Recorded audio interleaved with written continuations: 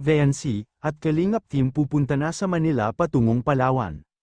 Mapagpalang araw po sa inyong lahat mga Kalingap viewers.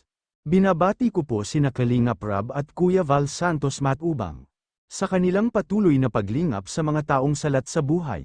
Mga Kalingap, naglakbay na po ang Kalingap Team papuntang Manila. At mas pinili nilang umalis ng gabi, nang sa ganon ay maiwasan ang traffic.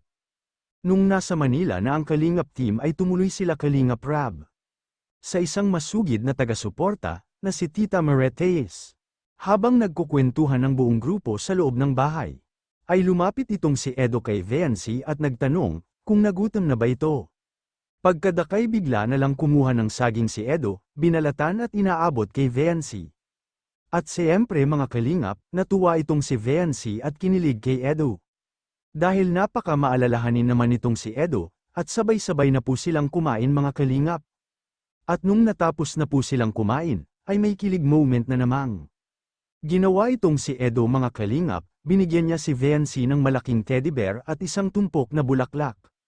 At sabay sabi kay VNC na Happy Monthsary, at mas lalong kinilig na naman si VNC sa pagkalaw ni Edo mga Kalingap. At nung natapos na ang senaryo, na ginawa ni Edo, ay nagpasalamat na si Kalingap Rab kay Tita Maretes, sa paghahanda ng pagkain, para sa kanila.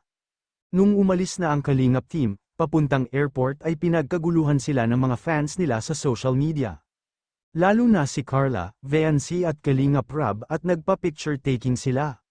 Sa kanilang mga tagahanga, at bakas sa mga mukha nila Carla at VNC ang rorok ng kaligayahan. Sapagkat napagtanto nila, na sila'y kilala na pala at marami ng tagahanga, at lingid po sa kanilang mga mukha ang halo-halong expression, feelings at emotions, dahil sa natatamasang kaligayahan.